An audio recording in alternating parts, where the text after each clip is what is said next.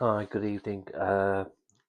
Unfortunately, yes, mad projects. Yes, I do mad things, and it is very late at night. Everybody's in bed, but for me, that's a great thing. Uh, I, just a little bit of a follow-on because it's been the weather in the UK has been atrocious today. Uh, One minute it's sunny, the next minute it's lashing down. But I did get to do a tiny little bit on this very obsolete part. It actually welds to the cross member. Turn the camera up. It welds to the cross member. On your 97 models, 900 models, this section extended to underneath the gearbox. Still don't know why, but it's not manufactured or remanufactured. I mean, it's a 20 quid pressed sheet metal part, but for me, it's totally obsolete. And as from my last video in Steptoe's yard and the garage, you'll see that it was really heavily perforated after the shot blasting, which I want. That's what you want. You need to get all back to at least some sort of bare metal before you start bead rolling. And if you actually go back to my very early videos, in-house videos, when I brought the car, half the car in the house, you'll see that there was very little left of this part. So yeah, a bit of inert material, copper or brass, and with the MIG welder, and bead rolling tiny sections. Uh, you'll end up with, if you just tack welding, you'll end up with obviously something that's raised, but with a flat disc or a grinding disc, it'll all smooth off. I mean, that's done both sides. It's we'll always get a tiny bit of perforation because obviously, I mean, you can probably see from there. This is all new material. It was that rotten, but from here, obviously, I haven't done that. I'll do that tomorrow if it stops raining.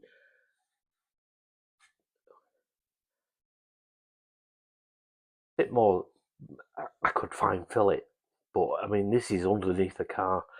Once the Schultz is on, and once everything is welded in situ, it's epoxy primered and etch primered. It's got the rust kill. Obviously it's been shot blasted, so it'll never come back. Well, I really hope it doesn't come back, but I won't be alive when it does. So just to show you that tiny bit of patience. Yes, like I say, I mean, great if it's a 20 quid part if somebody decided to press it, but nobody does. It's when you're working with obsolete parts, this is how you got to go forward. So I'll do that tomorrow.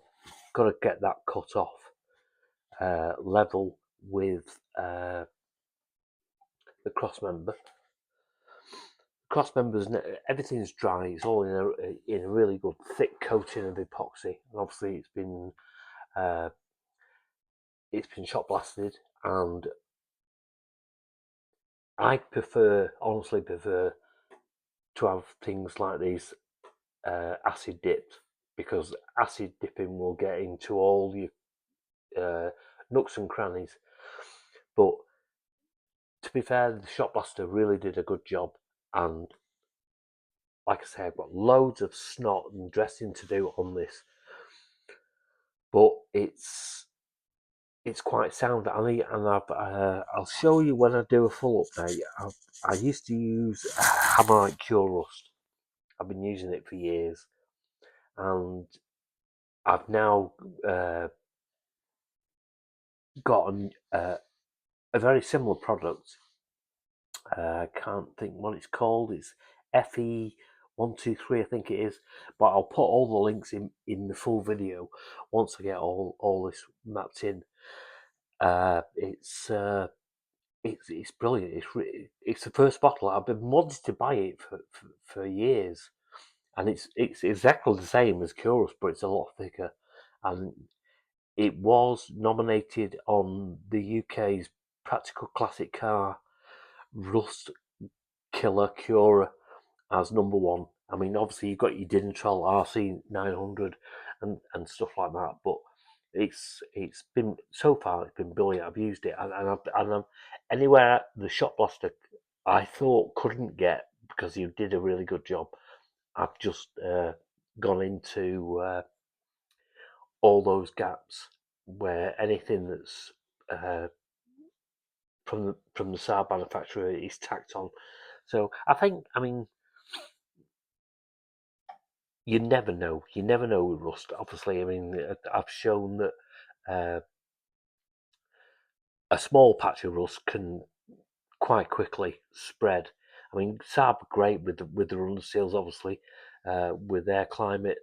That these cars were built to drive and operate in all kinds of climates like snow. But just concentrating on you'll see here that I've still got a lot of work to do.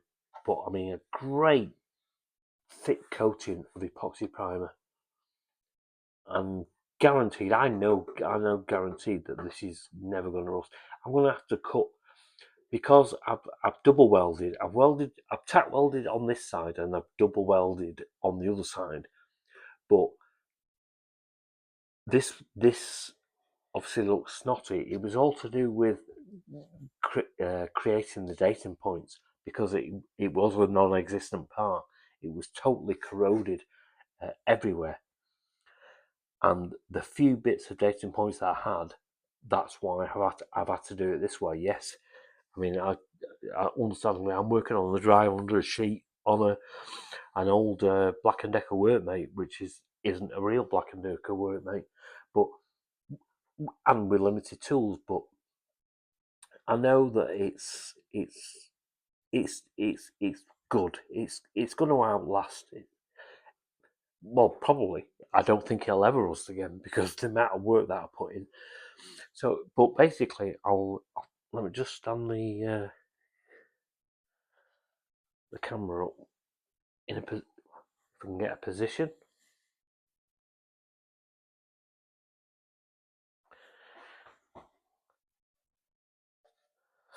So, like I say, I'll do that tomorrow. It's heavily perforated, but so was this a few hours ago, and all the bead rolls are back in. I'm gonna have to propagate a small section in because that's probably a bit too far gone. All this with a bit of brass behind or copper and spot welded or tack welded. It'll get rid of all this. That's got to be cut off. But that is basically the under tray, which this is the front of the car.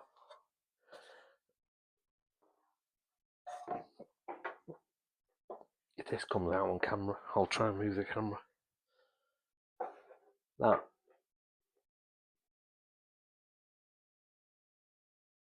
is that right?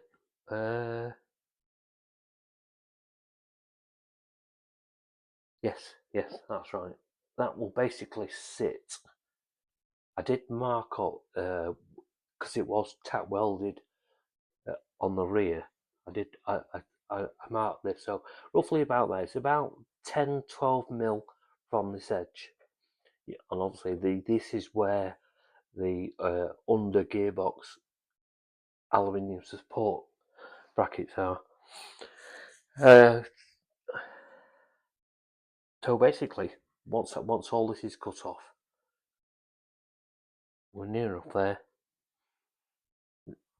A few runs, but modern day coatings like epoxy, 2K epoxy. I mean, it's brilliant stuff, isn't it? bit of a primer gun. I think my HVLP, high volume low pressure gun off eBay was 10 quid. I think it came with a 1.2, 1.7 and a 2mm head. It just does everything. It's for 10 quid. I mean, yes, it's not it's not a high quality gun by any chance. I mean, obviously, I do spray with my DeVilbiss. That's what I put my base coat and top coat on. But for stuff like this, just a cheap gun off eBay is ideal. So that is basically all being well. I don't think I'm going to get the full video out of all this in situation until next week, because the weather in the UK it's just on and off, and like I say, I'm under a sheet, but you sort of get the drift. If you just got to go back, I'm not blowing my own trumpet. I'm just pleased that I've actually got this back into a normal car. The rest of the car it's apart from the driver's door, which I showed on my last video.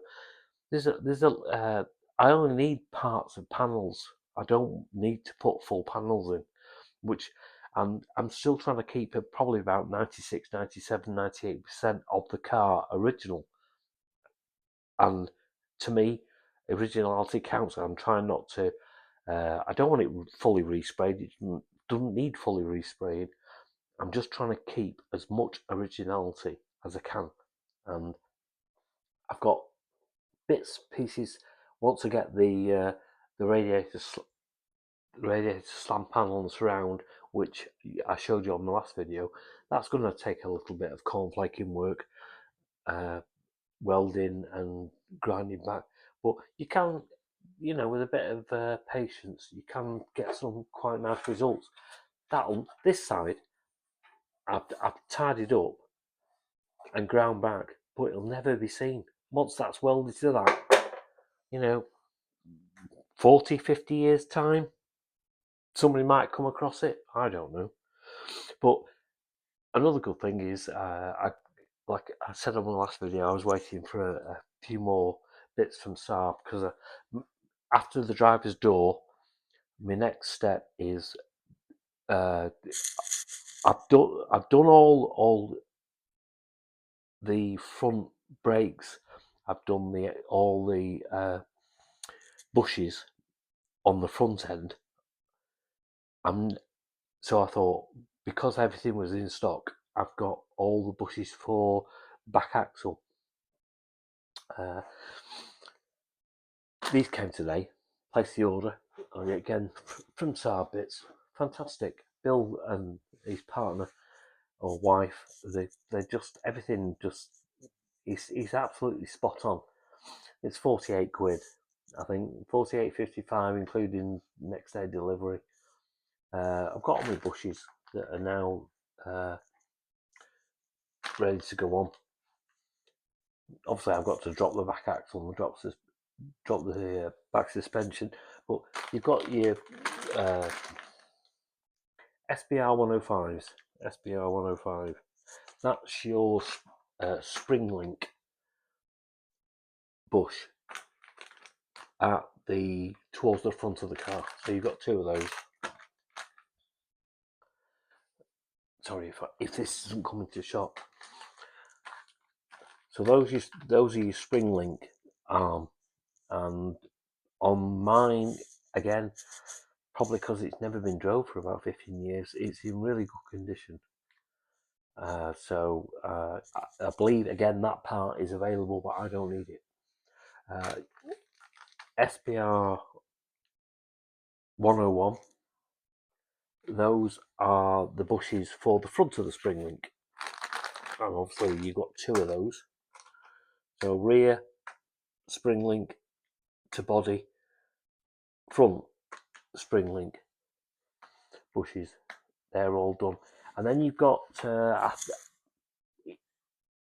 might be wrong, but I think it's called a panhard bar, and it's basically part of the anti-roll system on the early Saabs. Correct me in the comments if I'm wrong, but I think it's called the Panhard bar, which is basically it's a long tube, whether it's some sort of like torsion tube, anti-roll tube. Panhard, don't know. I think it has a bit of a strange name to it, but so you've got your two bushes for your Panhard bar, right hand side, left hand side. Right hand side is, no matter what the car setup is, I believe, correct me if I'm wrong, right hand side, there you go, SBR 104R, right hand side is basically the right hand side of the car, no matter what drive, where your steering wheel is located, and left hand side is the upper left hand side of the car. So you've got your two bushes for your Panhard bar. Then you've got your rear support bar, which again, I'm presuming this is located on the right hand side of all 900s. So you've got your front and rear. Two types. Mine's an 86. So, and the handbrake operates on the front wheels, so I don't have ABS on the system. So early or late. 84 to 86 obviously is early, 87 to 93 is later, and obviously the later you've got your handbrake operating on your rear wheels, and so you won't have the Gerlin-Lucas brake system. You'll have, I don't know the name of it, but you'll have the more modern braking system. So those are the bushes. Crossbar, they call it crossbar. It's located on the right hand rear wheel arch, and it's just basically some sort of, again, suspension torsion bar, but again contains two bushes. That one, without looking where me, because it wasn't packaged. Sorry, support bar. So that's the other support bar bush. Obviously, I'm going to have a lot of fun pressing all these out when I drop the suspension. But I mean, the suspension will again, the actual axle will be stripped, shot blasted. I've got all the brake caliper rebuild kits. The car, I bled the brakes yesterday, or the front brakes, so they're all back into situation. So that's just, again, these are Saab bits. Obviously, they get them from professional parts in Sweden. I'm not saying they're the best bits, but because obviously there's a lot more different materials, but nowadays that are used in bushing systems. But I'm trying to keep everything original, and sticking to local manufacturers and suppliers like Saab bits, and that's great for me. That's great, absolutely great. So there's a few little bits that I've got for the next step. Driver's door, get this cross member put in, get it all tacked, welded, cut, captive nuts put back in situation for the radiator, support panel and slam bar, and then driver's door, and refurb the back axle, all new bushes. Hopefully the car will handle like it came out of the factory. So there you go, just again, silly late night video, but apologies, I don't edit, and I just have to, I do my videos the way I do my videos, and hopefully you're used to that. And something a little bit different for the car restoration, a Stella. Can a wife beat her? That beats the Heineken. Look after yourself. I promise I'll do a full video again my way ASAP. But apart from that, happy Saabing. Take care.